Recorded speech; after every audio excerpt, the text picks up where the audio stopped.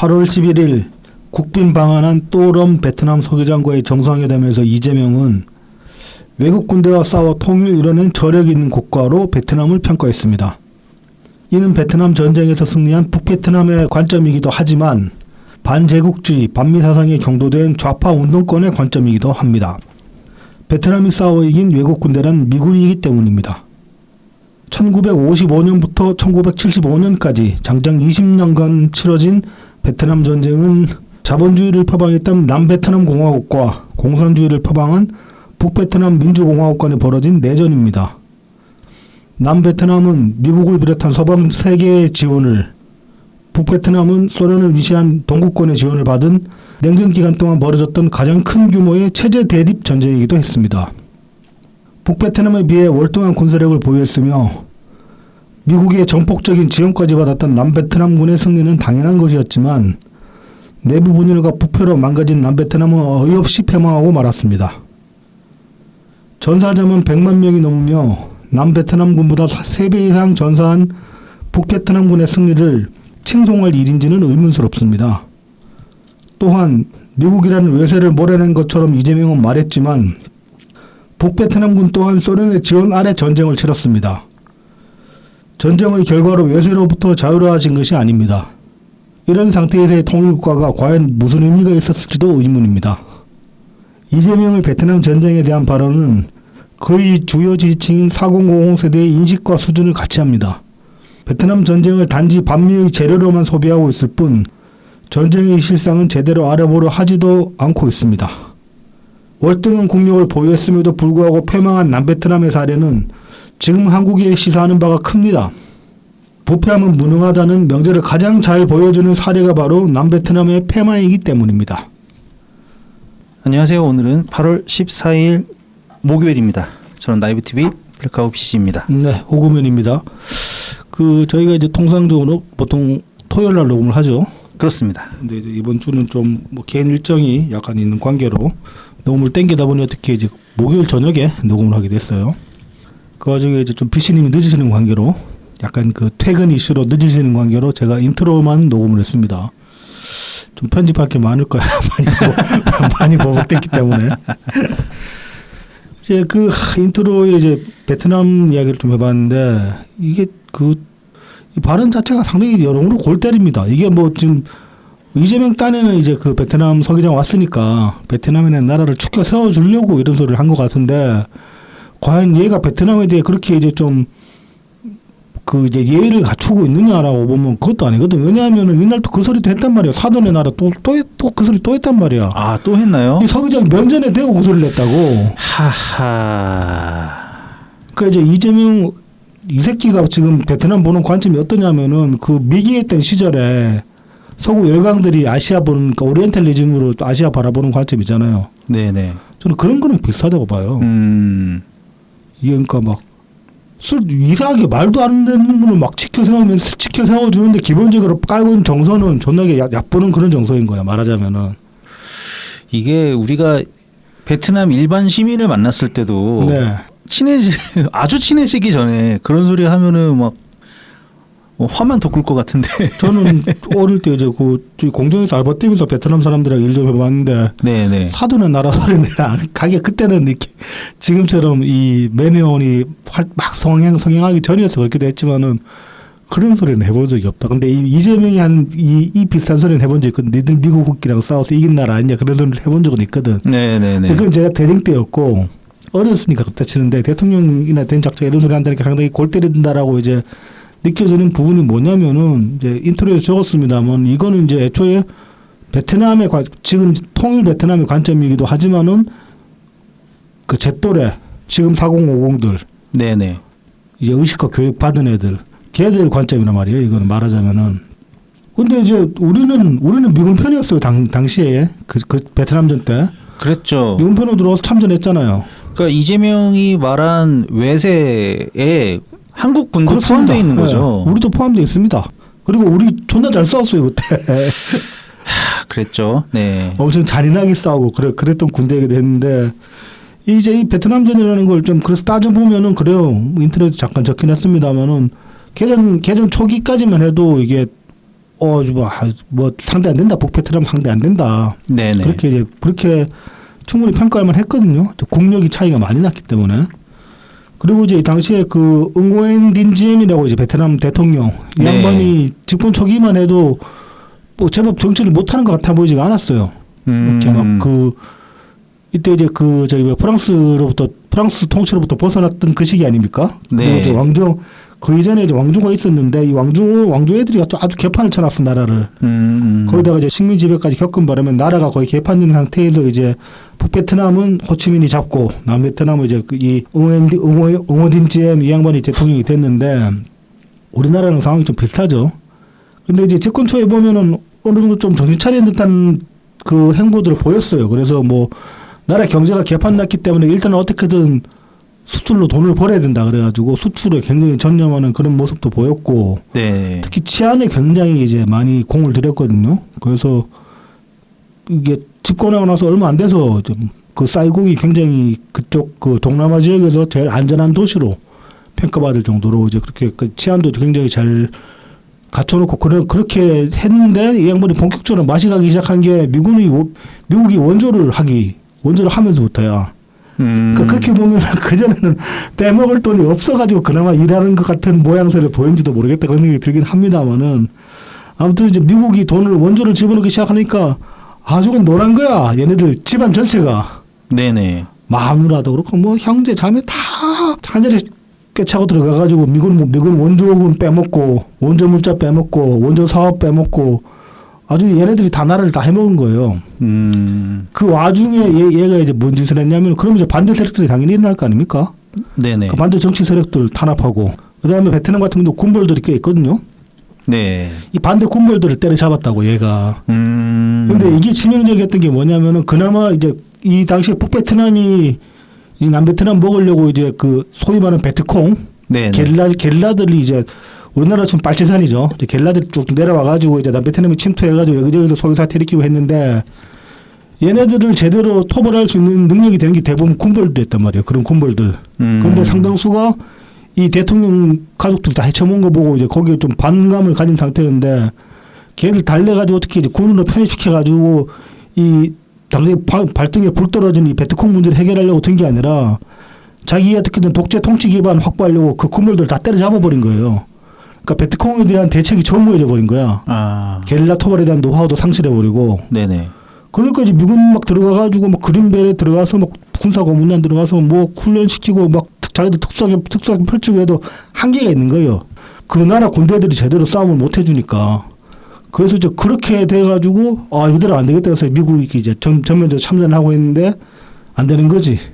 남베트남군 자체가 병신이 다 된 상태로 전쟁을 시작한 거나 마찬가지라 가지고 그래서 진 거예요 결국은. 몇 배나 되는 국력과 군사력을 가지고도 이렇게 진 거예요. 실제로 전쟁 끝나고 나서 평가한 거 보면은 북베트남 군인이 훨씬 많이 죽었어요. 남베트남 군인보다. 네. 한 3배에서 4배 가까이 차이 나거든요. 그러니까 이제 북베트남 입장에서도 자기 나라 군인들 그만큼 갈아 넣어가지고 이긴 건데 그렇게 해가지고 뭐 나라가 잘 살게 됐습니까? 아니잖아요. 전쟁 끝나고 나서 소련한테 넘어갔어요. 거의 소련한테 넘어가지고 비밀대다가 겨우 이제 냉전 끝나고 나면서부터 베트남도 조금씩 이제 개방하고 해가지고 경제가 살아나기 시작한 게 2000년대 이후부터란 말이야. 그러니까 지금 이 베트남전에서 승리했다고 그걸 축해서 얼마나 입장이 못 돼요. 얘들 일단. 왜냐면은 미군한테 이긴 전쟁인 건 맞는데 자기들 힘만으로 이긴 것도 아니고 끝나서 그냥 공산 주고 이런 데 가지고 빌빌거리면서 살았잖아. 나라가 얼마나 개판이 됐으면은 보트피플이 500만이 나왔어요. 500만이 전쟁 끝나고 나가지고. 그렇죠. 그거 하나만 봐도 알 수 있는 거 아닙니까? 근데 이 전쟁에서 승리했다고 이렇게 축해 세울 일이냐고. 그거는 철모르는 대필이 운동권 애들이나 할 소리지. 이 대통령이라는 새끼가 그쪽 나라 정상 만나가지고 한다는 소리 있다는 소리를 하고 있냐고. 생각해보니까 그쪽 입장에서는 베트남이 부러울 만한 게 통일 전쟁을 승리했잖아. 그래서 통일을 이뤘잖아. 근데 그 통일이 소련 지배하에 이루어진 게 그게 통일이에요? 걔네 그거 상관은 안 하잖아. 오히려 뭐라 그래야 되나? 그러니까 이제 그게 적화 통일. 그러니까 북베트남이 공산주의 국가니까 북베트남 통치자들은 그렇게 생각할 수 있겠죠. 근데 뭐 남한 대통령이 할 소리는 못 되는 거지 그거는. 그렇죠. 예. 그러면 소련 우리 지금 러시아 끌어 들어가지고 북한이 우리나라 밀고 내려서 통일하면 그게 승리야? 그래서 이제 이런 식으로 그 결국은 얘네들이 군사적으로 약해지게 된 가장 큰 원인 중에 하나가 앞서 말씀드렸다시피 그나마 능력 있는 군벌들을 다 때려잡았기 때문에 네네. 지한테 반기될까봐 그렇게 돼서 이제 군사적으로 약해진 거라고 이제 볼 수 있는데 오늘 이제 지금도 아마 하고 있을 거예요. 국힘 당사 지금 이제 이거 저기 뜬금이 없어요. 김건희 특검. 김건희 네네. 그 가방 뇌물 특검 있잖아요. 가방 뇌물 사건 그 네. 목사가 가방 몰래 줬다는 그거. 예. 그거 관련해서 지금 특검하면서 왜 국힘 당사를 털어? 이 특검이? 그러니까 말이죠. 게다가 국민의힘 당원 명부를 요구했다면서요? 그래서 뭐 지금 또 보도 나고 하니까 아니라고 부정하고 있는데 뭐 아니 모르겠고 국힘 당사 터는 것 자체가 말이 안 된다고 보거든요. 애초에 관련도 없잖아. 그렇죠. 예. 되게 뜬금없잖아요. 김건희가 국힘 당원이었던 것도 국힘 당원이었나 그것도 모르겠고 아무튼 이제 그래서 지금 이거 압색한다고 하니까 국힘 당에서 이제 뭐 저기 김문수 같은 경우는 지금 당사 앞에서 그 여전 형성하고 있고 네. 뭐 국힘 의원들도 이제 뭐 사수하겠다 그러고 있는 입장인데 이게 이런 꼬라지들이 다 따지면 반대파들 제거 숙청 작업 아니겠습니까? 그렇죠. 이러고 나면은 지금 뭐 국방장관선으로 들어가지고 뭐 군개혁하네 어쩌네 그러고 있는데 그 내용도 들여다 보면은 이번 주에 다루려다가 그냥 확 빼버렸는데 너무 말이 많아질 것 같아가지고 거기서 또 보면은 굉장히 좀 이건 뭐 군대를 완전 병신 만들려는 거냐 병신 만들려고 그러나 싶은 생각도 들고 뭐 그렇습니다. 그래서 뭐 아무튼 이 중국 그 뭐 베트남 서기장 왔는데 서기장한테 이제 뭐 좋은 말이라서 던진 게 이 수준이고 그 와중에 이제 내비쳐지는 어떤 그런 사상들이 굉장히 좀 욕은 안 할 수가 없어. 욕을 할 수가 없으니 좀 아무튼 그렇다. 자, 어제 좀 13일 그다음에 오늘 오전까지 이제 수도권에서 극한호우 요즘 이제 이 극한호우라는 말을 쓰더라고. 집중호우가 아니고 네네. 집중호우보다 더 많이 오니까 극한호우라고 하는 건지 수도권에 극한호우가 왔습니다. 요거 이제 보도된 내용을 좀 보면은 13일 자정 기준으로 인천과 경기, 김포, 포천에서 사망자가 3명 발생한 상태예요. 이분들이 다들 대부분 3분 다 아마 그럴 거예요. 차 타고 가다가 이렇게 이렇게 떠내려 휩쓸려가고 그런 분들이거든요. 아, 네네. 차량 타고 있다가 뭐 차가 이제 물에 차오니까 차에 문명은 나왔다가 휩쓸려 간다든지 뭐 그런 식이더라고 보니까. 이제 13일 0시부터 그다음에 이제 13일 오후 10시까지 지역별 누적 강수량을 보면은 영종도가 제일 많아요. 255.5mm. 네네. 김포가 248.5, 서울 도봉이 234.5. 서울도. 도봉구, 은평구 이쪽 난리거든요. 네네. 지하철역도 유실되고 지금 그런 상태고. 그리고 이제 경기도 고양, 일산 고양 쪽 여기가 233.5mm. 그다음에 경기 양주가 218.5, 철원이 130.5, 가평이 128.5, 충남 홍성 76 뭐 이런데 최대 60분, 하루 60분 동안 최대 강수량 보인 게 인천 옹진에서 149.2mm. 아무튼 이런 식으로 굉장히 비가 이제 말 그대로 극한호우가 왔습니다. 네. 그리고 지금 이제 피해 상황도 보면은 뭐 앞서 이제 사망자 3명 나왔고 그다음에 서울 같은 경우는 이제 124세대 202명, 인천이 169세대 224명, 경기도 199세대 286명이 일시 대피를 냈고 이 중에 이제 뭐 잠깐 일시 대피했으니까 다시 귀가하신 분들도 있고 제외하고 나면 267세대가 총 413명이 지금 이제 이재민으로 이제 네네. 있습니다. 그래서 이제 이거 지금 상황이 녹록지가 않아요. 지금 수도권 쪽에. 그러니까 서울의 은평, 도봉 이쪽이 뭐 거의 막 무릎까지 물 잠겼거든요. 거기도 지금. 어마어마하더라고요. 그러니까 네. 지난주 광주에서 네네. 비 온 것처럼 네. 도로에 물이 넘쳐나더라고요. 네. 그래서 이제 구체적으로 보면은 도로 침수가 66건, 그다음에 사면 붕괴가 1건. 이거 지금 사면 붕괴 1건인데 뭐 서울, 경기, 그다음에 강원도랑 충청 일부던가 지금 계속 산사태 네. 경보거든요. 주의보 아니고. 네네. 경보라서 좀 인근에 이제 뭐 축대나 아니면은 뭐 아무튼 좀 아리까리한 데 있으면 근처에 안 가시는 게 좀 좋을 것 같다. 네. 뭐 그리고 뭐 수목 전도도 1건, 주택 침수 5건 뭐 등등 해가지고 공공 및 사유시설 피해가 총 74건이 접수가 된 상태라고 합니다. 근데 이거는 이제 13일 자정 기준이기 때문에 오늘 또 이제 오늘 밤에 또 집계해 보면 더 늘어나겠죠. 그래서 저번에 그 간호 왔을 때도 그렇고 이번도 그렇고 중대본부장을 계속 윤호 중입니다. 행안부 장관이죠. 행안부 장관이죠. 네.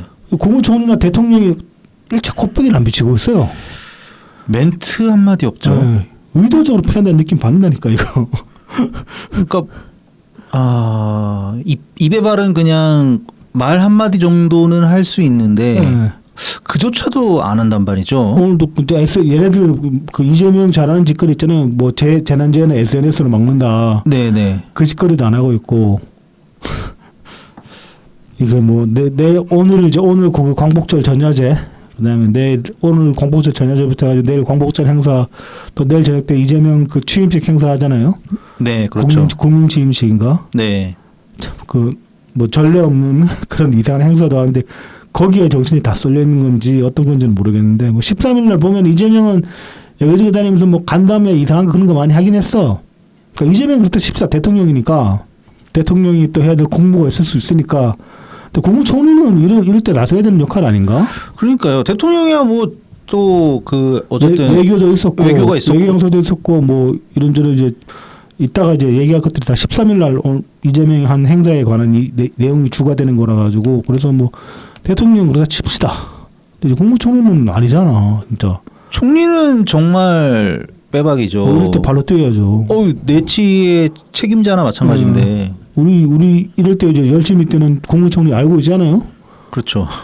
그때 정말 안정감이 장난 아니었잖아. 아니 그 사고 수습이 너무 빠르고 자연스럽게 이루어지는 네. 장면이 너무 놀라웠었죠. 그렇죠. 그리고 현장에서 굉장히 유능하고 그다음에 우리가 생각했던 그런 원칙에 가장 부합하는 그런 모습들을 보였기 때문에 뭐 현장에서 의전 같은 거 생략해라. 근데 지금 쓸생했으면 당신들 할 일은 해라. 내가 알아서 찾아보겠다. 그렇게 말씀하셨던 것도 있고 뭐 그 이재민들 만나가지고 스킨십 하는 것도 굉장히 이제 뭐 필요한 게 뭐냐. 굉장히 실질적인 어떤 그런 사람들이 재난 상황에서 뭘 필요로 하는지 그런 걸 파악해가지고 거기에 도움을 주려고 했지. 뭐 그냥 가가지고 입에 말린 위로의 말 한두 마디 하려고 간 게 아닌 네네. 그런 모습을 보여주고 했었는데 이 김민석은 없어요. 뺀질뺀질하게 생긴 대로 놀아서 그런 건지 뭐 손에 지능 묻히기 싫어 발에 지능 묻히기 싫어서 이러는 건지 오늘도 뭐 이상한 오늘 무슨 트위터를 했더라. 아무튼 그 SNS 글은 올라왔는데 재해 관련 글은 없어. 그러니까 진짜로 얘네들 뭐 저 괜히 건드리면 욕 먹을까 봐 그러나 뭐 그런 생각도 들고 그래요. 이러저러다 다 떠넘기고 있는 그런 느낌을 받습니다. 그리고 이제 이번에도 역시나 그 재난방송 편성 따로 편성된 것도 없었고 따로. 네. 의도적으로 재해를 계속 축소 보도하는 거 아닌가 그런 느낌을 받는데 이게 지금 이제 뭐 은평구 물난리라고 그런 것들을 보면은 정치가 포퓰리즘으로 자꾸 이제 포퓰리즘화 될수록 그런 것들은 이런 재난에 대해서는 더 대비가 안 되게 될 것이다. 저는 이제 그렇게 생각을 합니다. 왜냐하면 재난 대비는 티가 안 나거든요. 해도 그렇죠. 뭐 그 재난 대비 잘해가지고 비가 왔는데 물난리가 안 났다. 사람들 모르죠. 대비 잘해서 물난리 안 난 줄은 모르지. 그냥 그런가 보다 하고 넘어가는 거지. 그런데 이제 이렇게 재난이 터졌을 때 가가지고 막 학생생 내고 뭐 돈 뿌리고 그러면 굉장히 티가 난단 말이에요. 그때는. 그러니까 포퓰리스트들은 재해 대비 같은 게 별로 좋아하지도 않아요. 근데 이제 좀 의아한 점은 이럴 때 이제 광파하기 좋은 상황인데 이재명이나 김민석은 왜 안 싸돌아다니냐. 그게 좀 의문이긴 해. 여기 오늘 녹음실에 오면서 이렇게 보게 된 건데 네. 어떤 분이 아주 적절한 대답을 하셨던 것 같아요. 네. 아니 지 관할 구역에 불나도 떡볶이 처먹고 있던 애가 네. 물난리 났다고 뭐 딴 걸 할 리가 있냐. 그러니까 이제 뭐 그 이재명 그렇다 치고 되게 설득력 있는. 김민석은 김이 영혼의 단짝이라서. 지금 벌써 개딸 일각에서는 차기 대통령 김민석이다 그런 소리 나오고 있는 상황인데 뭘 했다고 자기 대통령이야. 그래 지 맘이 드니까. 그래 참. 그래 그래서 이제 오늘 지금쯤 시작했나 모르겠다. 이 광복절 전야제요. 예, 지랄이 시작이 됐습니다. 뭐 전야제 해가지고 뭐 가수들 온 동네 가수들 다 불러가지고 오늘 내일 불러가지고 이런저런 뭐 하고 뭐 그런 것 같은데 말을 못 하겠습니까? 정말 아니 뭐 날씨를 뭐 마음대로 할 수는 없지만 뭐 그리고 잡혀진 행사 뭐 그럴 수도 있습니다. 근데 사실 이게 정말 광복절 전야제입니까? 이게 그 자기네들 그 임명식 전야제 아닙니까? 뭐 이게. 그렇게 보이죠. 예. 사실상. 뭐 광복절 전야제로 포장을 해놓은 거지. 그 광복절이랑 무슨 상관입니까? 지금 뭐 이 광복 행사가. 80주년 올해가 80주년 맞지? 광복. 그렇지 80주년 맞지? 광복 80주년 맞이해가지고 뭐 80주년 행사 이런 식으로 이제 뭐 명분을 세운 것 같은데 딱히 뭐 모르겠고. 그리고 서울의 한쪽에서는 지금 물난리 때문에 좀 이재민까지 발생한 상황인데 전야제랍시고 그러는 게 맞나 싶기도 하고 뭐 그렇습니다. 그리고 이걸로 끝내는 것도 내일 같은 경우는 지금 광화문 쪽에 경찰만 6,000명 배치되는 상태고 그래서 이제 그 우파 집회도 지금 그 집회인은 만 명으로 이제 신청한 집회 하나 잡혀 있고 네. 거기에 맞불로는 좌파 집회도 10,000명으로 신청한 집회 하나 잡혀 있다고 해요. 그냥 집에서 쉬지 뭘 그 기어들 나와가지고. 경찰들이 제일 불쌍해. 그 기동대 양반들이라 가지고. 그렇죠. 이거 갑옷 입고 있어야 되거든. 날도 더운데. 무장이라고 해야 되나? 하여튼 보호 장구들 다 착용하고 있어야 되죠. 상당히 힘들 텐데. 뭐 나라꼴이 아무튼 그 모양이다. 저는 제가 살면서 이렇게까지 나라가 개판이고 후진 적은 없었던 것 같아요. 제 인생 통틀어 가지고 지금이 제일 후지다는 느낌을 받아요. 제가 이제 그 정치적으로 좀 처음 인식한 게 박정희 서거 때였거든요. 박정희 사망 때. 네. 그때 이제 미취학이 했는데 이제 할머니 손에 이끌려가지고 그 분향소에 갔었던 그런 기억이 있는데. 뭐 그대로 이제 뭐 전두환 시절 겪었지만 그때 초딩이라 가지고 잘 몰랐지만은 그래도 제 나름대로 본 사회상 같은 게 있을 거 아닙니까? 근데 지금 이 시기만큼 후져 보인 적이 없어요 국가가. 어제 그 후짐의 절정이 이제 오늘 내일 아닌가. 지금 이제 광복절 전야제랑 내일 취임식 이게 국민 취임식 이 행사가 아닐까 뭐 그렇게 생각합니다. 뭐 참여하는 아티스트들에 관해서 이래저래 들은 말들인데 그런 것들은 굳이 안 하고 패스하는 걸로. 예. 그러시죠. 네. 그래서 짧은 이야기는 여기까지 하도록 하고요. 이제 저희를 도와주시는 고마운 분들 소개해 드리겠습니다. 후원 계좌를 통해서 엑스친S님, 웰컴퓨터님 후원해주셨습니다. 네, 감사합니다. 감사합니다. 다음은 제공입니다. 웰컴퓨터입니다. 부산 사하구 낙동대로 323번 길의 6 사하역 2번 출구 앞에 있습니다.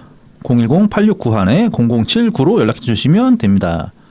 트위터에서 웰컴퓨터, 인스타그램, 네이버 블로그에서 웰컴퓨터 0079를 검색해 주시면 됩니다. 오랜 조립 경험을 바탕으로 최적의 견적을 구성해 드립니다. 가성비 좋은 사무용부터 게이밍, 딥러닝용 같은 최고 사양의 PC까지 조립해 드리고 있습니다. 다나와 최저가 가격으로 만나보는 웰컴퓨터의 견적을 지금 바로 확인해 보세요. 전국 어디서든 AS가 필요하시면 연락 주시기 바랍니다.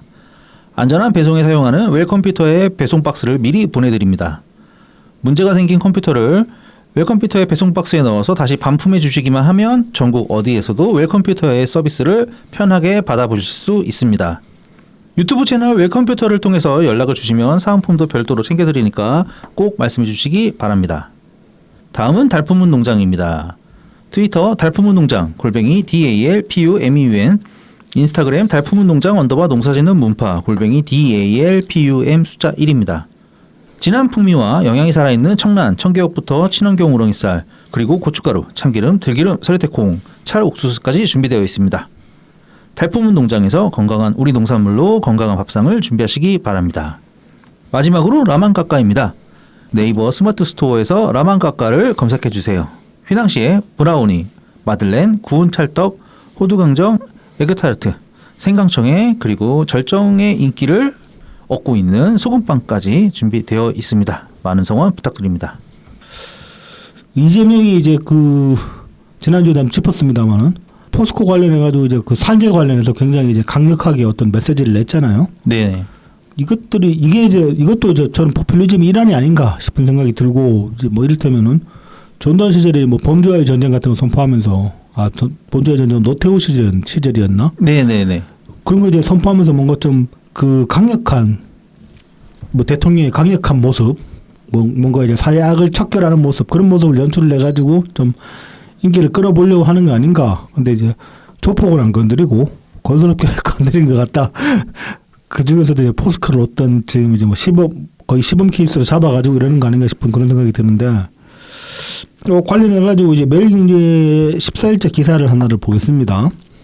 포스코 ENC DL건설 전국 150곳 공사 중단 15만 선 일자리 직격탄이라는 제목의 기사입니다. 이제 기사 내용을 보면은 이제 13일 업계에 따르면 이번에 인명사고가 발생한 포스코 ENC의 전국 103곳 사업장 그리고 이제 또 사망사고를 낸 DL건설의 44곳 사업장이 공사를 전면 중단했다고 합니다.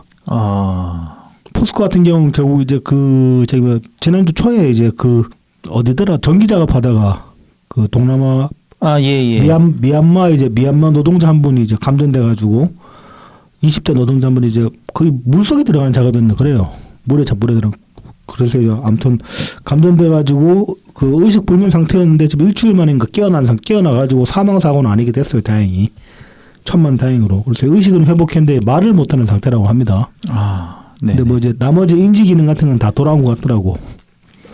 그리고 이제 뭐 DL건설 같은 건 사망 사고가 났었고 그래서 이제 굉장히 지금 이재명이 직접 나서가지고 그걸 언급을 하면서 굉장히 이제 강경한 그런 메시지를 냈단 말입니다. 쟤들 면허 박탈할 방법 찾아라 있다는 소리까지 했고 그래서 이제 거기에 부응해가지고 민주당에서는 관련 법안을 뭐 면허 박탈 요건을 더 완화시키는 그런 법안도 지금 뭐 발의를 한다 그러고 있는 상태인데 뭐 이제 그래서 포스코 ENC 같은 경우도 사업장들을 지금 이제 사업 전부 다 중단한 상태고 DL건설도 그 공사를 전면 중단한 상태다. 그래서 이제 두 업체를 합치면 한 150여 개에 이르고 이게 이제 현장이 중단되면은 그걸로 끝나는 게 아니잖아요. 여기 각 현장마다 이게 하청에 제2하청이 쭈르륵 달려 있는데 그 업체들 다 이제 일거리가 날아가는 거예요. 그 현황을 지금 이제 다루고 있는 기사라고 할 수 있는데 지금 이제 업계 7위거든요. 포스코 ENC가. 네. 건설업계. 여기 같은 경우는 지금 이제 수도권에서 그 재개발 쪽에 좀 알짜 사업장을 많이 확보한 상태라고 합니다. 네네. 그래서 대표적으로 이제 얘기하는 게 서울 서초구 신반포로 21차 재건축 OTL 반포라고 하는데 여기는 지금 후분양이랑 준공을 거의 코앞에 두고 있다고 합니다. 그러니까 거의 막바지 공사할 거예요. 이러면은 뭐 내부적으로는 거의 붙박이 가구 들어오고 아마 그 세대 하나 터가지고 모델하우스 만들어 놓고 그랬을 텐데 샘플하우스 만들어 놓고 뭐 외벽 쪽에 이제 뭐 타일 붙이거나 도색하고 그런 수준까지 간 것 같은데 이 준공 코앞에 두고 있으면은 여기서 이제 공사 중단 장기화 돼버리면은 이건 진짜 골 때리는 거죠. 일단 이제 재개발 조합 측에서는 또 이제 이 포스코에 또 소송 걸 수 있단 말입니다. 손해배상. 네네. 그리고 이런 것들 이런 거는 이거 하루하루 그냥 냅둘 때마다 날아가는 돈도 장난 아니고. 근데 이제 이런 데가 한 군데만 있는 것도 아니고 서울만 해도 뭐 강동구 도시앞 센트럴시티 뭐 분당 느티나무 3단지 분당 무지개마을 4단지 등 사업에서도 이제 아무튼 다 좀 전면 중단됐으니까 이거는 이제 조합에서 이제 또 재개발 조합에서 다들 들고 일어나가지고 손해배상 걸 수 있는 상황이다. 네. 그러니까 단순히 이제 그냥 포스코의 1차적인 뭐 손실로 끝날 일이 아니게 돼버리는 거죠. 포스코 ENC가 작년에 이제 하청에 쓴 외주 비용이 총 5조 9,550억, 거의 6조대라고 합니다. 작년에. 네. 그리고 이제 23년에는 6조 2,789억, 그러니까 23년보다는 약간 줄긴 했지만은 거의 6조대. 네. 6조대 정도의 이게 하청 주는 거니까 말하자면 일자리 창출한다고 볼 수 있는 거예요. 6조 원대 일자리를 계속 매년 창출을 해왔다. 그렇게 봐야 되는 겁니다. 그런데 이것들이 지금 다 올스톱이 돼버렸다. 그렇게 보면 이 규모가 만만치 않다고 볼 수 있는 거죠. 뭐 업계 관계자는 이렇게 얘기를 합니다. 이제 포스코 ENC와 DL건설의 사업장 150곳이 일시에 중단됐는데 한 곳당 용역 직원 등 연인원이 1,000명이라고 고려하면 15만 명이 연간 일자리가 날아간 거다. 그래서 이제 다음 달 국내 건설 고용 인원수는 분명 큰 폭으로 떨어지게 될 것이다. 이렇게 예측을 하고 있습니다. 국내 이제 월간 건설업 고용 동향이라는 동향 지표라는 게 있거든요. 네. 여기를 보면은 작년 12월 달에 208만 명 정도 있다고 합니다. 그랬다가 이제 올해 들어가지고 많이 이게 비상기업 영향이라고 볼 수 있는데 작년 연말에 208만 명이었는데 올해 192만 1,000명. 올해 1월 달에 2월 달에는 190만 9천 명 계속 감소세였어요. 그러다가 이제 소비지표 지난주에 얘기했던 거. 네. 그런 거 봐도 이제 어찌됐든 간에 선거 끝나서 정권 바뀌면서 기대 심리가 작용을 했다고 볼 수 있겠죠. 그러니까 기대 심리 덕분에 소비 심리가 큰 폭으로 상승을 했잖아요. 그럼 이런 어떤 그 건설 고용 지표 같은 것도 상승할 만한데, 그러니까 말하자면은 어찌됐든 간에 뭐 이재명이 잘하건 못하건 상관없이 정권이 바뀌고 거기에 대한 기대에 의해서 좀 이것도 이제 경기 부양 효과라고 볼 수 있는 거죠, 일종의. 네. 그런 것도 작용해서 건설 현장도 약간 좀 활성화될 수 있었는데 아주 찬물을 심하게 끼얹어 버린 거예요, 이거는 지금. 그러니까 안 그래도 이제 코로나 이후에 그 국제적으로 이제 물가가 많이 오르면서 사실 건설 경기에 굉장히 큰 영향을 줬었잖아요. 원자재 때문에 그렇죠, 네. 특히. 네. 그래도 이렇게 좀 뭐가 좀 돌아오는 네. 회복하려는 그런 낌새가 있었나 싶은데 거기에 완전히 그냥 찬물을 끼얹어 버렸네요. 이게 그리고 이제 그러니까 7대 건설사 그러니까 10대 건설사 중에 포스코만 지금 문제가 되는 게 아니고 다른 상위 건설사들도 지금 현장 스톱 시킨 데 굉장히 많아요.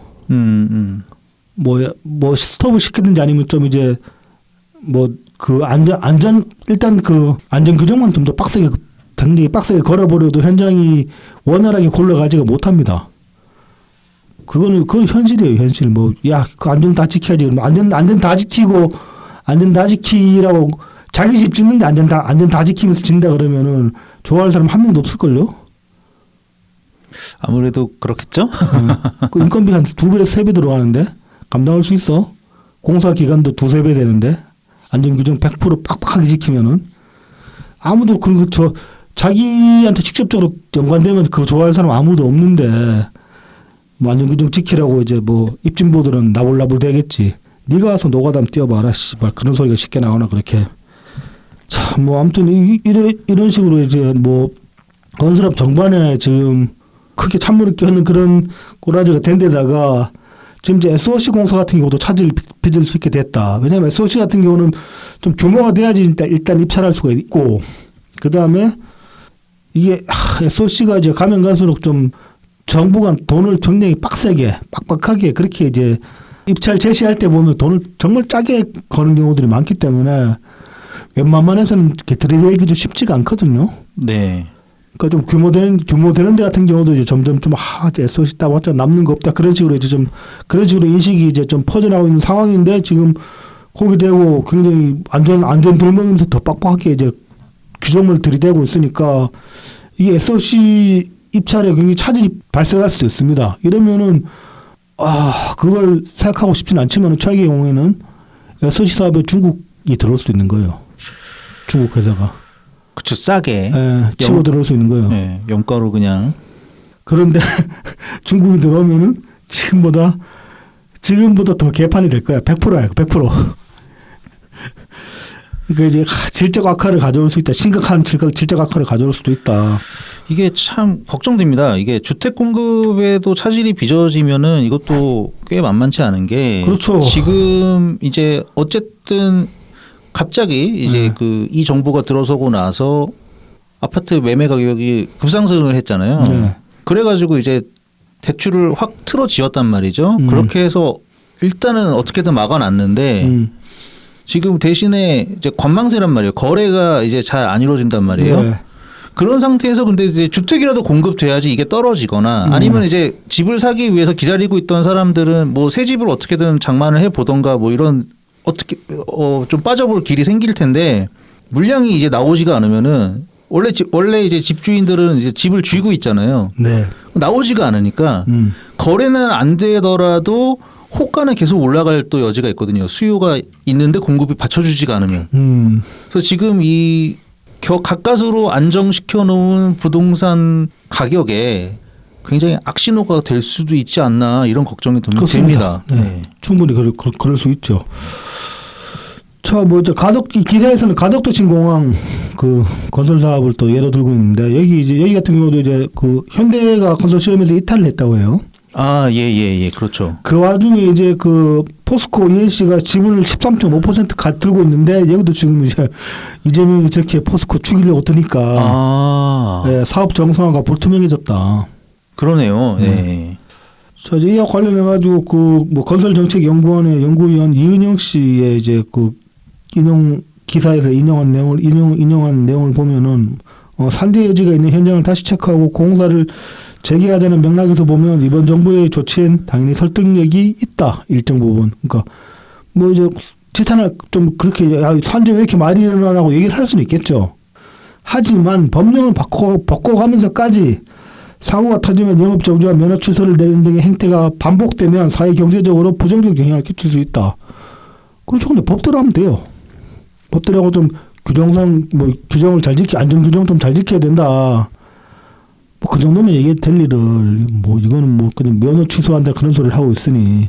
그러니까 안전이 굉장히 중요하죠. 그래서 그 뭐 공사 책임 기관 뭐 또 기업들은 노동자들의 어떤 안전을 최대한 보장해 줘야 되는 것도 당연한 건데, 그러니까 당연한 게 이제 잘 안 돼서 뭐 문제가 생기기도 할 거란 말이죠. 그런 부분이 있겠지만 마치 그거 같잖아요. 그러니까 윗사람이 뭐 밑에 돌아가는 일 아무것도 모르면서 사고가 났네. 야, 네가 일을 못해서 그런 거지 하면서 막 쥐어박는단 말이야. 그렇지. 그런다고 이 문제가 해결되냐고. 그죠? 쥐어박고는 뭐 잘라버리고 막 예. 쫓아내버리고 회사에서.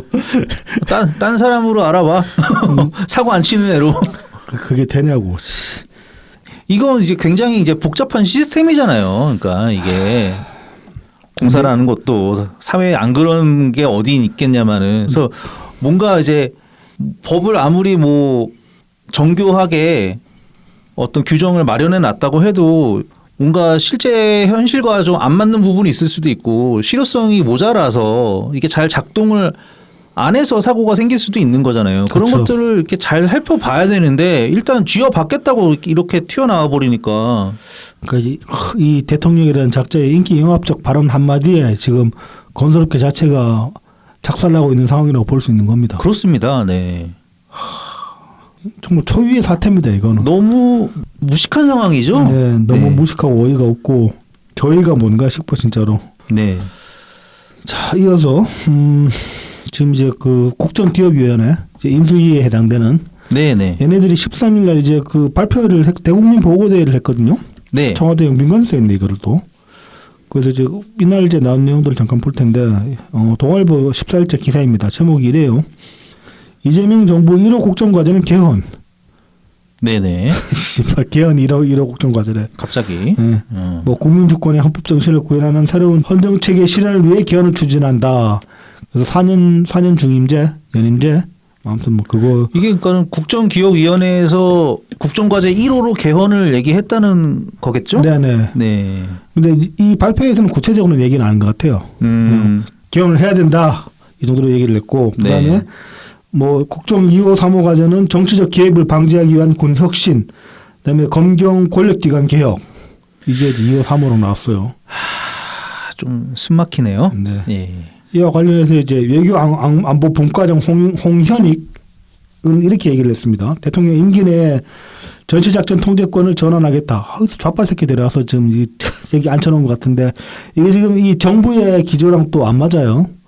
정부는 지금 좀 지켜보자는 입장이거든. 전작권 환수. 네. 그 미국 눈치 보고 있는 상황인데 임기 내 5년 안에 이거 마무리하겠다. 일단 개소를 들고 나왔어요 지금. 뭐 국가는 한미 동맹을 기반으로 전작권 전환 이행 로드맵을 조속히 마련해 실행하고 대북옥지 태세를 구현하겠다. 유연적인 12.3 비상기금과 같은 군의 정치적 개입을 방지하기 위해 방첩사령부를 폐지하고 필수 기능은 분산에 이관하겠다. 이거 두 가지가 말이 안 맞습니다. 전작권 환수를 하려면은 군이 그만큼 더 능력을 더 갖춰야 돼요. 그렇죠. 방첩사령부 없애면은 감시 경보 첩보 기능이 대폭 약화되는 겁니다. 그러니까 이게 원래 이 방첩사가 이전 기무사잖아요. 네. 기무사가 그 박근혜 때 네. 그 병신 때 뭐 개헌 문건 같은 거 뭐 어. 만들고 그래가지고 예. 폭파되고 방첩사가 된 거잖아요. 그렇죠. 근데 이제 그거를 다시 한번 또 없애겠다는 소리야. 없애겠다고 없애서 어떻게 분산 이관하겠다는 건데 이게 기무사가 방첩사 되고서도 그러니까 생겼으니까 이제 완전히 없애버리겠다 지금 약간 그런 느낌이거든요. 뉘앙스가. 네. 네. 근데 이거 없애서 과연 괜찮겠냐 이거죠. 어떤 기관이라는 게 존재하면 좀 이렇게 종속되고 이렇게 지속되고 있으면 그 기관이 가는 임무에 대한 노하우가 쌓여요. 그렇죠. 그걸 무시할 수도 없어요. 그리고. 네. 근데 이런 식으로 좀 해체시켜버리고 뭐 권한을 분산시킨다고 그냥 그 능력들이 고스란히 다 갈라져가지고 착착 재배치되냐면 그건 절대 아니란 말이야. 그렇죠. 그러니까 예를 들어서 그거잖아요. 그것도 비슷하잖아요. 그러니까 국정원 이것도 이제 정보라니까 첩보 이런 게 중요하니까 네. 국정원 같은 경우에 이제 다 인적 네트워크를 통해 가지고 그 빨대를 꽂아놨을 거 아닙니까 한마디로 쉽게 그렇죠. 말하면. 네. 예. 근데 이 방첩사를 이런 식으로 이렇게 흩어버리면은 그 인적 네트워크가 다 무너질 수 있거든요. 그렇죠. 그 첩보 활동 자체가 네. 안 이루어질 수도 있는 거거든요. 그래서 이게 그러니까 뭔가 그러니까 기능을 유지해야겠다는 생각이 도대체 조금이라도 있는 건지. 그러니까 궁금합니다. 전작권 전환하겠다라고 얘기를 선언을 했으면은 그에 걸맞게 오히려 이런 방첩 기능 같은 걸 강화해야 되는 거예요. 그렇죠. 자체 첩보 능력이 더 올라가야죠 지금보다. 그렇죠. 그래서 이제 미군 의존도를 떨궈야지 감시 전략 자산들에 대한 의존도를 낮추면 낮출수록 우리가 전작권을 자주적으로 행사하겠다라는데 힘이 실리는 거 아닙니까? 네네. 감시자산 미군 거 다 갖다 쓰면서 전작권 우리 멋대로 하려고 이래버리면 말이 들어 먹히냐고. 하여튼 답답합니다. 어디서 좌빨 새끼 들어와가지고 개소리 하고 있는 거라니까 이거 지금 홍현익이 지금 뭐 하는 새끼인지 모르겠어요 이거. 이게 그 이낙연 총리님이 이제 이재명에 대해서 네. 한 평가가 네. 왜 이 말 저 말 이렇게 다 모아놓으면은 아무 말도 안 된다 네. 이게. 여기서 한 소리 저기서 한 소리 예. 들이붙여놓으면 충돌하고 그런 게 한두 개가 아니죠. 지금 이 사람도 그래요.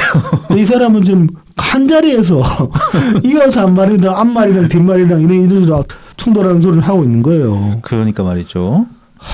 자, 그 다음에는 아이고 이 양반 출세하셨네. 배우자 실장. 네, 해식 씨. 정치의 행정분과장을 맡았네요. 네. 그래서 이제 뭐 이 양반은 이해식이 이제 한 소리는 또 이래요. 뭐 표적 수사 등으로 권한을 남용한 검찰청을 폐지한다. 그래서 이제 중수청이랑 공수청으로 수사와 기소를 분리하고 법무부의 탈검찰화로 법무행정을 정상화해 검찰 개혁을 완성하겠다. 민주당에서 했던 얘기 그대로 네. 하는 거네요. 네. 그런데 이날 발표를 전반적으로 보면은 개별 과제의 세부 내용이 없어요. 자기들 말로는 그냥 뭐 비공개 이런 식으로 이렇게 퉁치고 넘어간 것 같은데 이게 정말 비공개를 하는 건지 아니면은 세부 내용을 마련을 못한 건지 모르겠어요 일단. 그 문재인 정부 때 네. 이제 김진표 국회의장님께서 이제 국정기획 자문위. 예 거기 위원장이셨잖아요. 네. 하고서 백서가 그냥 딱 공개 오픈됐었던 걸로 제가 기억하는데. 그때만 해도 이제 당시에 이제 5개년으로 계획을 세워가지고 과제별 목표, 세부 과제. 네, 100대 국정과제가 있었죠. 100대 국정과제에서 쫙 나왔단 말이야. 네, 요즘 네. 123이라고 딱 채시 던져놨는데 세부는 하나도 공개를 못한대. 하하. 웃긴 새끼들이라니까. 이상합니다. 네. 나 이거 못했다고 봐. 세부 과제 못 짰다고 봐. 그냥 뭐 기재부만 조진 거 아니야? 뭐 그럴 수 있지. 그래서 이제 뭐 저는 이제 그냥 얘네들이 부패해서 무능한 새끼들이라고 보기 때문에 이거 짤 능력도 없다라고 보는 쪽이긴 합니다만은 또 다르게 보면 이제 그렇게 볼 수도 있는 거지. 뭐 아다르고 어다를 수 있기 때문에 상황에 따라서 그냥 간 보려고 네네. 세부 내용을 안 깐 거 아니냐. 특히 뭐 이 개혁 관련해서. 아 성의가 진짜 없습니다. 그 이제 뭐 굳이 따지면 근데 이제 뭐 이 검찰 개혁 같은 거는 뭐 그렇다 칩시다. 그런 이유로 못 간다고 칩시다. 네네. 다른 과제들은 깔 수 있잖아. 그렇죠, 그렇죠. 근데 다른 과제들도 못 가. 하하. 무능한 새끼들 같다니까 그래서. 아니 근데 이게 구라를 치려고 해도 사기꾼들이 사기를 치기 위해서 얼마나 갖은 노력을 다합니까? 얘네들은 뭐 성의가 없어.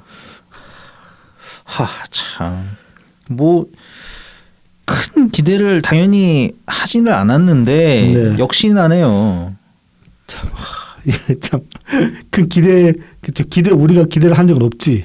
네, 네. 하지만 이 정도일 줄은 또 몰랐지. 그렇죠. 야, 이게 진짜 뭐 하자는 건지 이게. 지금 이제 뭐 어찌됐건 간에 취임하고 2달 됐으니까. 그렇죠. 네, 네. 전임 정부랑 비교를 해보면은 비교를 할 수밖에 없잖아. 민주당 정부랑 비교를 할 수밖에 없잖아. 네, 같은 민주당 정부로 네. 비교하면 상당히 무능해 보인다. 네. 아니면 진정성이 없어 보인다. 이를 건설을 하는 거 아니냐. 뭐 그래서 얘기를 할 수도 있으니까. 뭐 이한주가 하는 일이 그렇죠, 뭐. 자, 그래서 뭐 13일 날 이 청와대에서 이제 이런 발표도 있었고 또 그 대통령실 주최로 나라 재정 전략 간담회라는 것도 있어요. 13일 날. 나라 재정 전략 간담회. 네네. 이날 이제 나온 말들을 좀 볼 텐데 일단 이제 여기서 대통령이 징징대는 소리를 했어요. 뭐 이런 소리를 했습니다. 지금 상태에서 밭은 많이 마련되어 있는데 뿌릴 씨앗이 없어서 밭을 묵힐 생각을 하니까 참 답답하다. 돈 없다는 소리입니다. 돈 쓸 때는 많은데.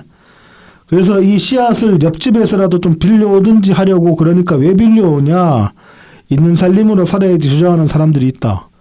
지금 한 대박 빌려다가 씨 뿌려서 가을에 한가마 수확할 수 있으면 당연히 빌려다가 씨를 뿌려야 되는 거 아닌가. 근데 이 점에 대해서도 무조건 빌리지 마라. 있는 걸로 살아라. 이러면 농사를 못하게 된다. 이거 상당히 위험한 비유입니다. 아, 굉장히 위험한 비유죠. 네. 왜냐하면 뭐 저희가 방송에서 많이 말씀드렸던 거 승수 효과. 네네. 이 농작물을 씨앗 뿌리면 뿌린 대로 거두는 게 맞죠. 그러니까 굉장히 승수 효과가 높은 거지. 돈이랑 비교를 하면은. 근데 돈은 뿌린 대로 거둬들이냐? 아니지. 거둬들일 수 있냐? 아니지. 그러기가 쉽지가 않지. 그게 쉬울 것 같으면 왜 사람들이 투자하다가 쫄딱 말아먹고. 그렇습니다. 네. 그 저축에도 막 이자가 2% 3% 그렇게밖에 안 나오겠냐고. 그래서 이거는 농사에 비유하는 건 사실은 굉장히 좀 사람들을 현혹시키는 그런 화법이라고 저는 봅니다. 말장난이죠. 예. 네. 근데 그리고 여기서 또 섬뜩한 게 씨앗 없다고 옆집에서 빌려오겠다 이 소리 하는 거. 옆집 어디? 중국. 예, 중국밖에 생각이 안 나죠.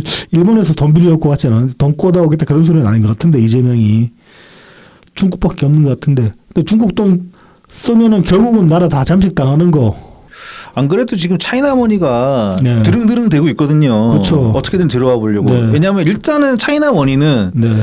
지금 중국 상황이 많이 안 좋기 때문에 어떻게든 중국 밖에다가 투자를 하고 싶어 해요. 그렇죠. 예. 게다가 뭐 한국은 가까이 있으니까 기대되는 수익이 있다면 얼마나 투자하기 좋습니까? 아무튼 이제 차이나머니가 굉장히 문제가 되고 있죠. 네, 그렇습니다. 뭐 그게 이제 뭐 개도국 그런 데만 지금 들어온 게 아니라 저는 이제 차이나머니로 가장 나라 심하게 망가진 나라로 독일을 보거든요. 독일 같은 경우 유수한 제조업 회사들이 다 중국 자본에 잠식돼 가지고 병신이 돼가고 있어요. 뭐 전에도 말씀드렸지만 벤츠 같은데 특히 네네.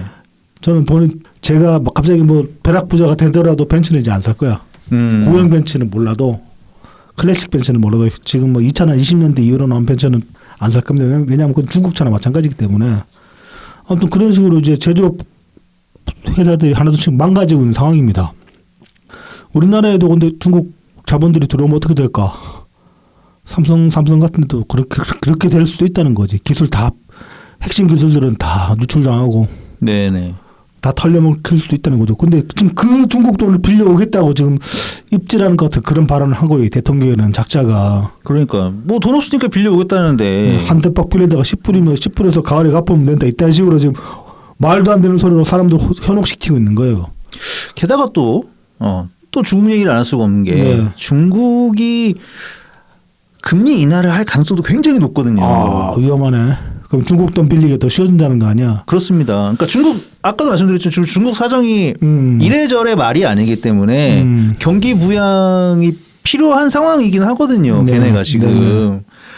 그래가지고 금리 인하를 지금 굉장히 심각하게 고려하고 있을 거예요. 또 이제 아직 확정은 아니지만 이미 좀 진행 중이죠.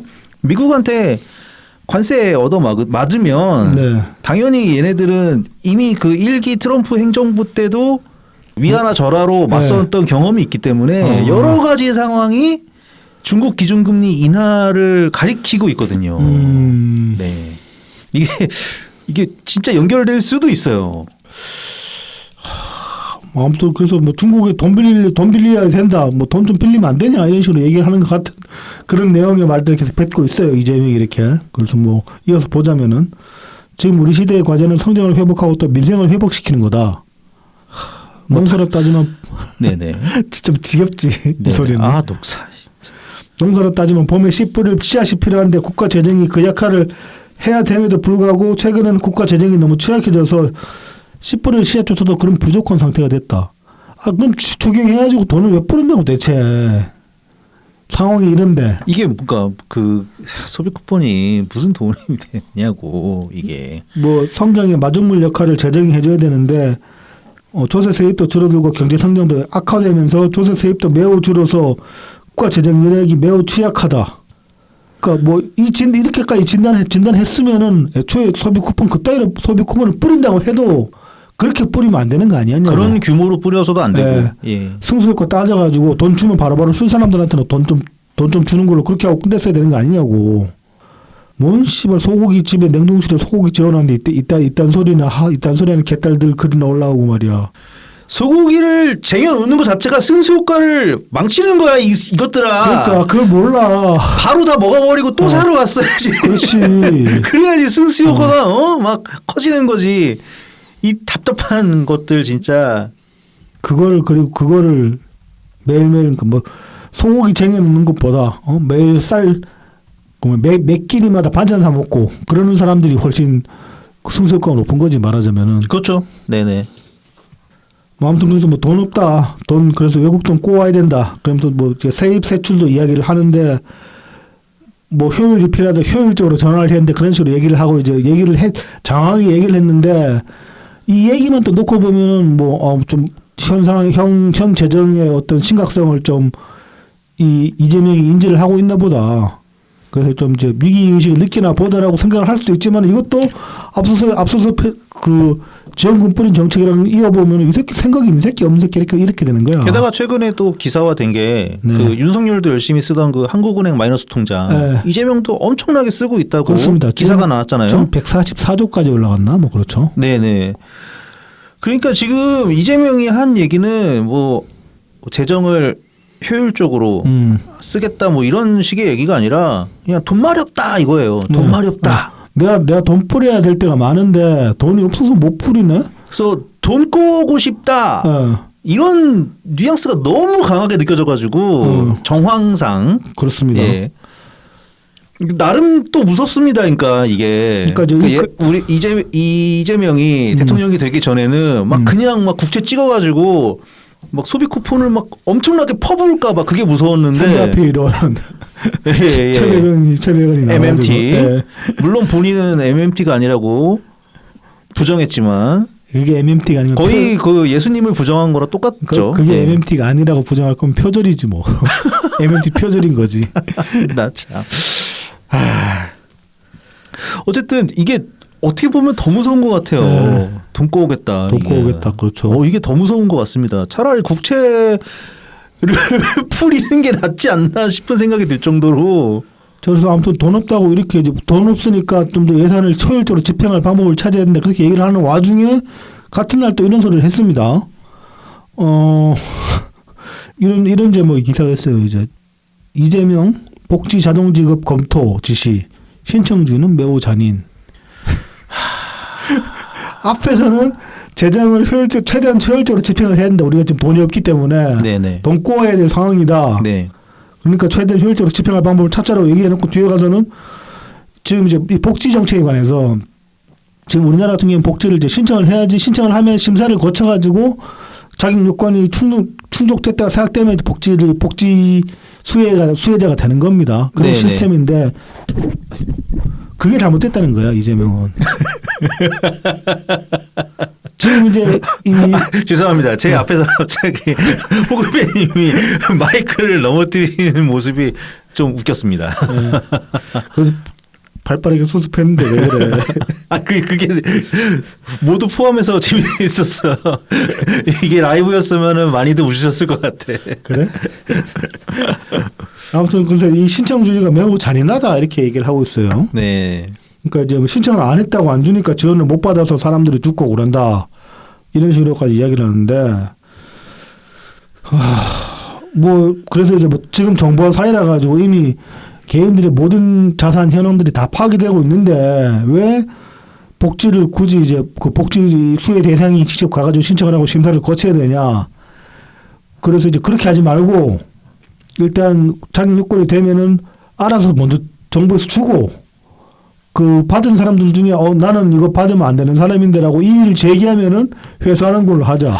바로 이 부분입니다. 이 부분 매우 거슬리는 부분. 그러니까는 저희도 네. 뭐 지금도 크게 달라지지 않았지만 그냥 보편적 복지 국가, 복지가 더 많은 사람들에게 혜택이 돌아갈 수 있으면 좋겠다. 이런 생각을 가지고 있기 때문에 네. 신청주의보다는 이왕이면 이 사람이 뭔가 복지가 필요한 상황이다, 도움이 필요하다.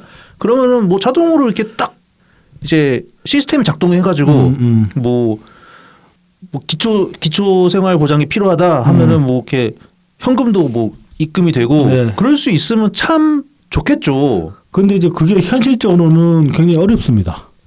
그러니까 이제 뭐 여기서 이제 우리도 이따가 또 얘기할 것도 기초수급에 관한 이야기는 합니다면은 기초수급 같은 경우는 일단 조건이 뭐냐. 이 돈 안 받으면은 생계를 유지할 방법이 없다.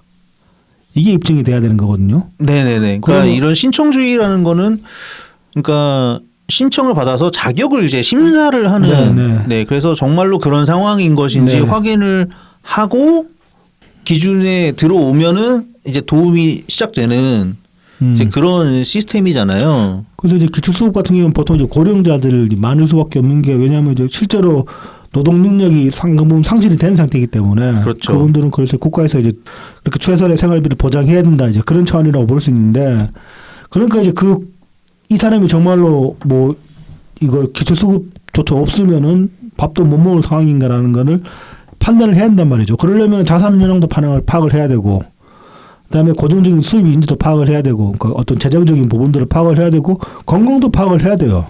네네네. 그러면은 뭐 이제 그래서 기초수급 같은 경우는 뭐 병원 가가지고 진단서를 떼야 될 필요도 있고 그런 겁니다. 그다음에 그 복지사가 실제로 방문해가지고 체크하는 것들도 있고 그런 판단들을 거쳐가지고 이제 보통 그렇게 이제 수혜 자격을 결정하는 걸로 알고 있는데 지금 우리나라 같은 경우에 이 뭐 행정부에서 개인의 재정 상태를 전반적으로 다 파악하고 있냐면 그건 아니거든. 어느 정도 파악하고 있는 게 세무 쪽이 그렇죠. 세무 쪽은 뭐 계좌 은행 계좌에 돈 왔다 갔다 하는 기록 같은 거 그런 것도 뭐 일정 금액이하면 판단을 한다든지 아니면 뭐 재산 현황 같은 거 어느 정도 파악하는 건 세무 쪽이지만은 다른 기관들은 그런 거 다 그러니까 세무 쪽이 그런 정보를 다 공유하고 있는 것도 아니고 일단 그러니까 만약에 이걸 하려면은 세무, 의료 기록 이런 것들을 다 행정부에서 전반적으로 다 개인에 대한 그런 신상 데이터들을 다 공개하고 있어야 된다는 소리거든요.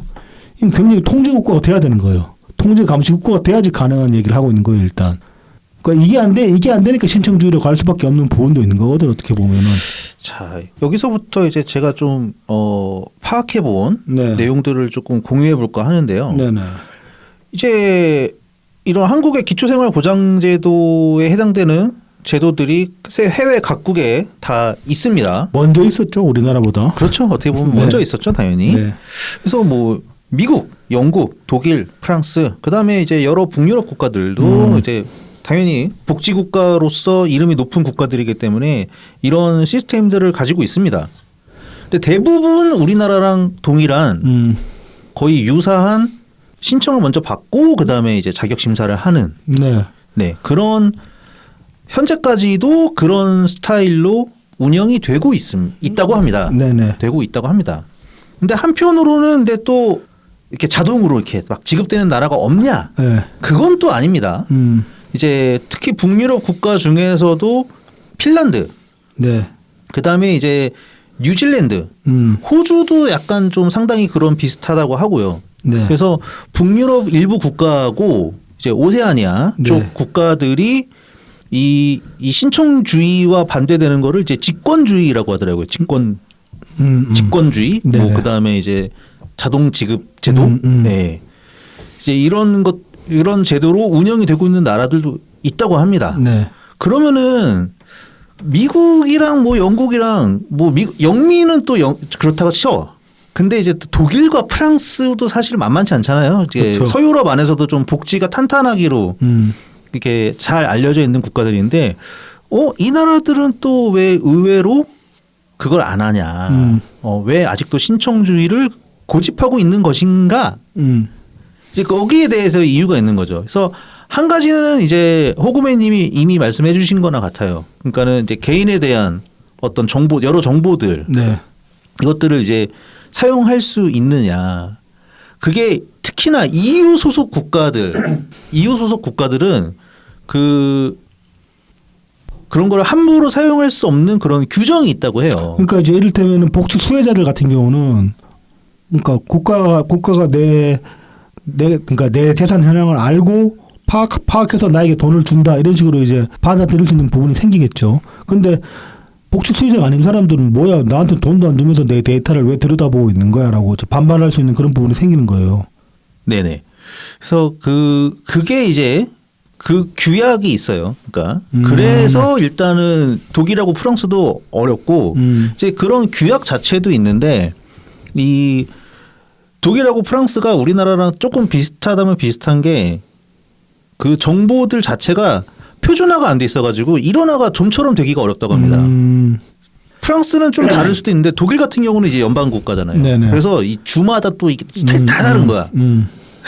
그래가지고 이 정보를 일원할 수 있는 방법이 아직 갖춰지지 않았다. 네. 핀란드는 근데 그게 이제 다 갖춰졌다고 해요. 네. 우리나라처럼 일종의 주민등록번호 이런 식으로 돼 있고 사람들이 전부 이제 양해해줘서 그런 정보들을 이용을 해가지고 그러니까 국가 뭐 국민적 합의를 이뤘다는 거네요. 그렇습니다. 네, 국민 합의가 이루어졌기 때문에 또 한 가지 잘 돼 있는 거는 얘네 그런 정보들이 전부 디지털화돼서 그러니까 어떤 개인의 소득, 자산 이런 변화가 생기면은 이런 게 거의 실시간에 가깝게. 네. 그런데 그리고 이제 또 생각해봐야 될 게 이제 핀란드나 뭐 노르웨이나 네네. 스웨덴도 마찬가지고 이런 국가 규모가 사실상 우리보다 훨씬 작아요. 아, 예. 막 제가 하려던 얘기였는데 네. 예, 말씀을 잘 해주셨습니다. 그러니까 핀란드 인구가 550만 정도예요. 그렇습니다. 그러니까 정말 그러니까 서울 반토막, 네. 서울의 반토막 네. 정도 되는 거죠. 네. 그래서 또 더 하기 쉬운 그런 부분이 있죠.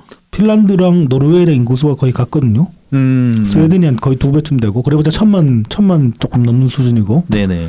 그러니까 이제 데이터를 파악하고 전산화하기가 전산화가 훨씬 용이한 부분도 있는 거죠. 네, 그럴 수도 있죠. 그리고 이제 앞서 말씀하셨다시피 국가적 합의를 이뤘기 때문에 거기는 네네네. 거기는 2차 대전 끝나서 진작부터 복지국가로 가기로 국가적으로 합의를 보면서 세금을 일단 왕창 때리는 걸 다 합의를 봤잖아요. 그렇죠. 그러니까 애초에 좀 그 복지에 대한 사회 인식 기반이 우리랑 많이 차이가 큽니다. 네네. 근데 우리는 지금 이런 식으로 해보면 굉장히 좀 이상하게 된다니까. 그렇죠. 그래서 이제 오늘 해야 될 얘기가 거의 다 나온 것 같아요. 네. 사실 방향 자체는 신청주의에서 직권주의로 가겠다. 굳이 힘들게 신청하지 않아도 바로바로 지급해 주겠다라는 방향 자체는 사실 반대하지는 않아요. 네. 근데 일단 이 이재명에 대한 왜 이렇게 생각이 안 나지? 고정관념. 네, 고정관념. 네. 게다가 말에서 이미 히트가 들어 있잖아요. 그렇죠. 받았는데 나는 이거 받을 필요가 없는데 다시 돌려드리겠습니다. 그게 말이 되냐고. 이거 그러니까 기본소득 스타일로 가겠다는 거잖아요. 네. 이게 네. 굉장히 그렇지. 맞아. 기본소득을 이렇게 기본소득 아닌 것처럼 어떻게 막 약을 쳐가지고 기본소득 아닌 것처럼 지금 말을 풀려고 한 거예요. 이거 네, 뭐 신청주의, 네. 뭐 잔인하다, 막 이렇게 막 들고 나오지만 기본소득처럼 그냥 이렇게 뿌려버리면 좋은데 그러고 싶다라는 얘기를 한 거나 마찬가지거든요. 지금 이제 이번에 그 소비 쿠폰 그 국면에 이르러 가지고 네. 이거 이제 사람들한테 설득적으로 설득하려고 던진 말인 거죠. 사실은 여러분들 돈 다 받아봤잖아. 그렇죠. 따로 계산 안 하고 그냥 신청하니까 바로 나왔잖아. 그러니까 그 받겠다는 신청만 하니까 바로 나왔잖아. 복지를 이런 식으로 하면 되지 않냐? 뭐 이런 식으로 얘기를 하는 거예요 지금. 이제 그것조차도 안 하게 해줄게. 알아서 그냥 받겠다고 신청할 필요도 없게 해줄게. 뭐 이런 얘기일 수도 있고. 어쨌든 이게 우리나라는 나름 이제 이런 정보들 민감한 정보들 전산화도 잘 돼 있고 그렇죠. 그리고 주민등록 번호도 다 있고 독일이나 뭐 영국, 미국 이런 나라보다 사실 굉장히 집권주의로 가기 좋은 조건들을 많이 가지고 그렇죠. 있어요. 하려면 할 수는 있죠. 네. 사실 국세청 데이터가 연동시켜 버리면 되기 때문에. 네. 국세청도 있죠. 건강보험공단 있죠. 네. 그다음에 또 보건복지부도 데이터 가지고 있죠. 네. 그다음에 각 지자체별로도 사실 가지고 있을 거예요. 가지고 있는 정보들이 있을 거예요. 네. 이런 거를 체계적으로 일원화할 수 있는 어떤 법 규정이나 이런 것들만 마련되면은 하는 게 무리는 없을 겁니다. 그렇습니다. 네. 꼭 기본소득이 아니더라도 네. 이렇게 소득이 갑자기 급감해가지고 위험한 상황이 된다거나 뭐 그다음에 뭐 갑자기 막 가정이 풍비박산이 난다던가 그렇죠. 네 그런 상황이 생겼을 때 굳이 신청하지 않아도 당신 위험하군요. 뭐 일정 소득으로 보조해 드리겠습니다. 뭐 이런 식으로 하는 것도 완전히 불가능하진 않을 거예요. 네. 그런데 이제 아까 이제 북유럽에서 먼저 했던 것들 사회적 합의 이게 일단 제일 중요하다는 거죠. 그쵸. 네. 근데 이재명이 과연 이런 걸 순서대로 할까? 이 정부가 하려고 마음먹으면 사회적 합의를 안 하지 그냥 밀어붙이지. 하고 이제 반대하면 내란 세력 되는 것이 또. 그러니까요. 그러니까는 그 포스코 ENC 때려잡는 것처럼 그치, 그렇게 하는 거지. 예, 그렇게 할까봐. 근데 이게서 중요한 거는 사회적 합의라고.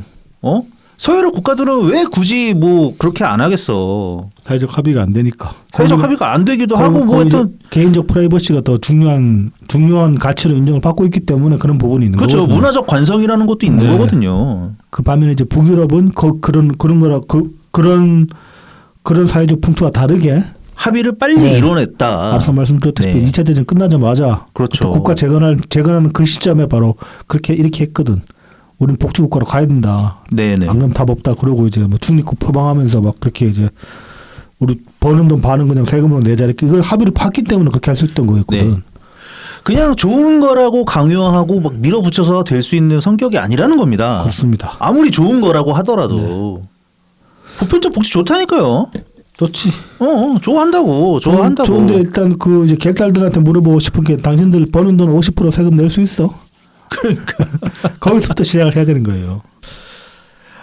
50%가 뭡니까? 50%까지 안 내도 돼. 근데 아니, 지금보다 그러니까 중산층도 이제 지금보다는 많은 세금을 내야 된다는 말이죠. 근데 그거 가지고 너네 그것도 감당을 못 할 걸? 지금은 그렇게까지 티나게는 세금을 안 내고 있단 말이야. 중산층도 사실 뭐 월급자들 소득세 떼는 거 말고는 티나게 세금 나는 거 별로 없잖아요. 재산세 한 번씩 내는 거 빼면은.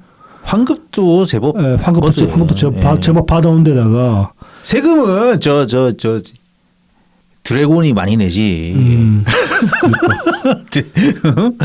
상위 1%들이 얼마나 세금을 많이 내는지는 생각도 안 해보고 맨날 그 사람들 돈 뺏으면 기본소득 할 수 있다 이런 소리를 계속 반복하고 있으니. 근데 왜 그 사람들이 그렇게까지 멍청이가 됐을까? 이 다음 내용을 마지막으로 이걸 봅시다. 네네. 이게 하도 어이가 없어가지고 8월 11일 날 MBC에서 이제 보도한 내용인데 제목이 이래요. 고교 축제까지 등장한 극우 유튜버 추정하다 세뇌되는 10대 이런 제목의 기사입니다. 이게 이제 광주의 한 고등학교에서 이제 그 고등학교 축제 하잖아요. 네네네. 축제인데 이제 축하 영상에 그 남성연대 대표 누구야? 배인규 이 양반의 축하 영상이 올랐다. 광주의 고등학교인데. 오, 굉장히 의외인 상황이네요. 근데 이 배인규 씨가 좀 이제 그 남자 고등학생들 사이에 좀 인기를 끌고 있다고 합니다. 네네, 그렇군요. 이제 이 상태로 보면 좀 극우화 되는 거 아니냐, 좀 이제 우려할 부분이 없지는 않아요. 근데 이제 뭐 그러면서 이제 뭐 이런 극우 유튜브를 보다 보면 청소년은 의도치 않게 유혹된 정보에 세뇌될 수 있다. 뭐 대표적으로 부정선거, 중국 연관 음모론 같은 거에 이제 세뇌될 수 있다 이렇게 얘기를 하고 있습니다. 그러면서 이제 이 기사에서 나온 그 중앙대 도고동문학교 교수 김누리 씨는 이렇게 얘기를 해요. 거대한 우경화 정도가 아니라 극우의 태풍이 불고 있다. 이렇게 얘기해도 과언이 아니에요. 선동과 판별 교육을 해야 돼요. 그리고 이 선동과 판별 교육은 항상 미디어 교육과 같이 가야 돼요. 그래서 혐오와 비방이 놀이가 되고 거기에 극우가 편성하는 현상 이렇다 할 방어벽이 없는 미디어의 홍수 속에 우리 10대들이 정신이 병들어가고 있습니다. 라고 MBC는 기사를 맺고 있는데 자 한번 봅시다. 이게 일단 그 유튜버만의 문제입니까 과연? 그러니까 말입니다. 네. 여기 그 배인규를 네. 김어준으로 바꾸고 네. 뭐 김어준이 뭐 대구의 고등학교 축제 축하 영상에 등장해가지고 네. 뭐 저수지 막 이런 거 얘기하고 막 4대강 네. 이런 거 해가지고 해서 떠들면 그럼 김어준에게 세뇌되는 건 괜찮냐 이거지. 근데 지금 뭐 거기까지 갈 필요도 없이 40대 40대 50대가 많이들 지금 10대 걱정할 때가 아니야 이 새끼들아. 그리고 10대가 왜 극우가 되느냐? 40대가 극좌가 돼서 그래요. 그렇죠. 이건 항상 그랬어요. 왜 지금 40대가 이런 얼토당토하는 좌빨이 됐느냐? 왜냐하면 지금 40대, 40, 50대니까 그 위에 예. 그러니까 우리 부모님 세대들이 할아버지 할머니들 박정희를 찬양했기 때문에 우리가 어렸을 때는 아씨 뭐 족같네 그러고 이제 반항심에 네. 좌빨이 된 거야. 이거랑 비슷한 것 같다. 미국에서도 요새 좀 갤럭시가 팔리게 된 게 네. 미국의 젊은 이들이 그렇지. 맨날 그 아버지나 뭐 이렇게 어른들은 애플만 쓰니까 그렇지.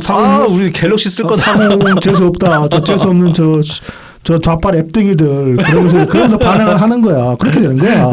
세상은 항상 그렇게 돌아가요. 비슷한 것 같아 네. 이거랑. 이 광주에서 이제 광주 고등학교에서 배인규가 이렇게 축하 영상 나온다. 이것도 그렇게 볼 수 있는 거거든. 광주 490도 오죽하겠냐고. 그렇겠죠. 거기 예. 거기 10대 20대들은 얼마나 갑갑하겠냐고 또 그 꼬라지를 밥상머리 교육을 그렇게 받으면서 얼마나 갑갑했겠냐고. 그렇게 보면 답이 나오는 겁니다. 그래서 아무튼 이거는 단순히 그거 유튜브만의 문제가 아니다. 그렇습니다. 뭐 그러니까 MBC에서는 그거 유튜브 운영하는데 그러면 뭐 좌파 쪽 유튜버들은 그렇게 사실관계에 엄격한 그런 컨텐츠들만 다루고 있느냐? 아니잖아. 김호준이 뭘로 떴는데 애초에. 음모론으로 떴죠. 예. 이동형은 뭘로 떴는데 이동형은 뭐 그렇게까지 사실관계에 충실했나? 걔도 마찬가지잖아. 오늘 사실관계 얘기하니까 오늘 따끈따끈한 기사 나오지 않았습니까? 뭐 말입니까? 더 탐사하고 네. 그러니까 지금은 유탐사인가 하여튼 개새끼들 하도 이름 바꿔내가지고 몰라 이름 몰라 대충 탐사지 뭐. 그다음에 그 김희겸하고 그 손해배상 예. 윤석열 한동훈 뭐 그 청담동 그 술집에서 뭐 노래 부르고 놀았다. 네. 막 그 김앤장 변호사들이랑 네. 뭐 그거 이제 허위 사실 해가지고 막 확정됐죠. 네. 대법원 확정돼서 뭐 다 합쳐가지고 8천만 원인가? 네. 예, 김희겸이 한 6천 내고, 그쵸. 그다음에 그 첼리스트의 전 남자친구라고 했는 그 사람이 네. 한 1,000만 원 내고, 네. 뭐 그다음에 나머지 또 이렇게 해서 다 합치면 한 8천 된다고 하죠. 어쨌든 이 돈 액수보다도 중요한 거는 공식적으로 법원에서 얘네들이 거짓말을 했다라고 이제 확정이 지어졌다 이거죠. 그렇죠. 네. 그래서 이건 뭐 이 김누리 씨 중앙대 도고동물학과 교수 김누리 씨는 극우의 태풍이 불고 있다고 얘기를 했는데 거대한 우경화 정도가 아니라 그보다 더 큰 태풍이 불고 있다. 아니, 극우 국자 가리지 않습니다. 이 가짜뉴스라는 태풍은 가짜뉴스 선동의 태풍은 그렇습니다. 그러니까 극우 극자로 나눌 게 아니라 그냥 가짜뉴스 선동 이 프레임으로 봐야 되는 거죠. 이분 이미 뭐 한번 출연했던 거 아니야? 뉴스 공장 같은데. 왠지 중앙대라서 좀 저는 좀 쉽긴 한데 저는 중앙대 출신들을 좀 꺼려하기 때문에. 또 그것도 있네요. 있기는. 네.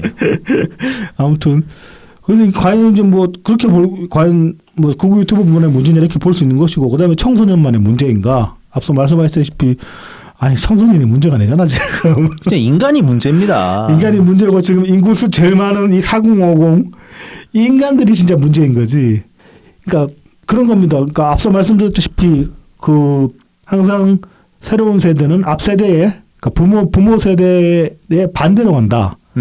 이건 제가 내세우는 이론이긴 합니다만은 이 이론을 부합을 시켜보자면은 그러면은 제일 그나마 그 세상이 평온하게 흘러가려면은 부모 세대부터 중도를 지켜야 되는 거야.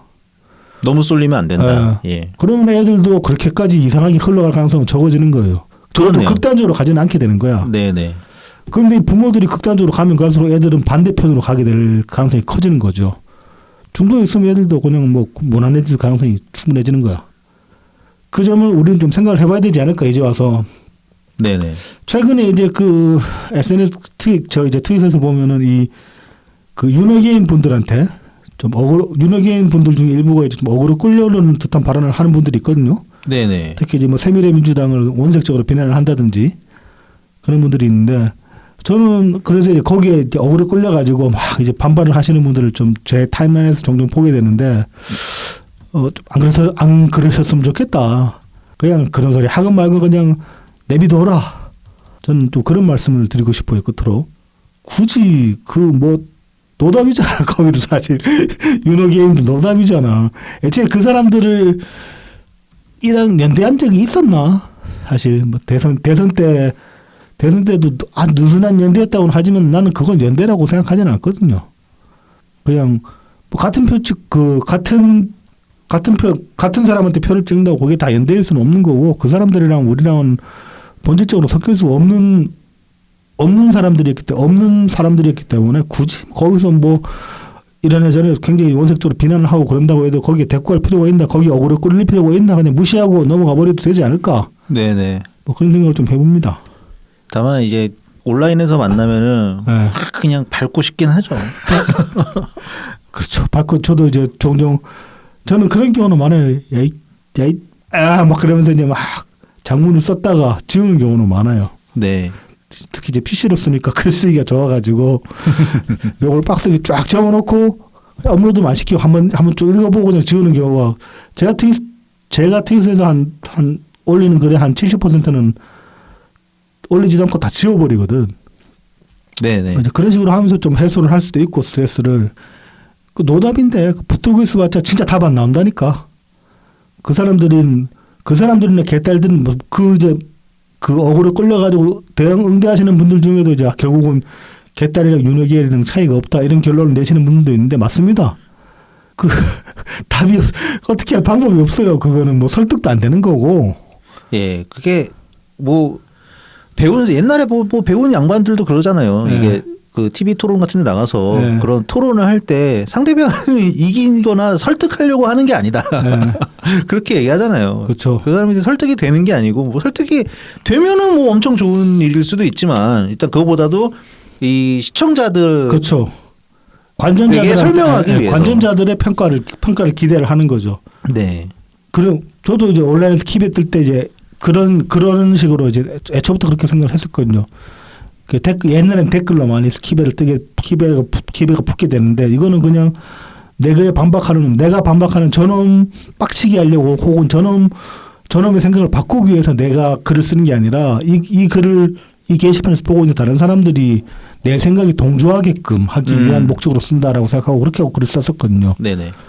뭐 이제 그런 목적에서 그 사람들하고 키베를 뜬다 그러면은 뭐 그럴 수 있는데 근데 그런 목적으로 한다고 보기에는 너무 감정적으로 보인다. 많은 분들이.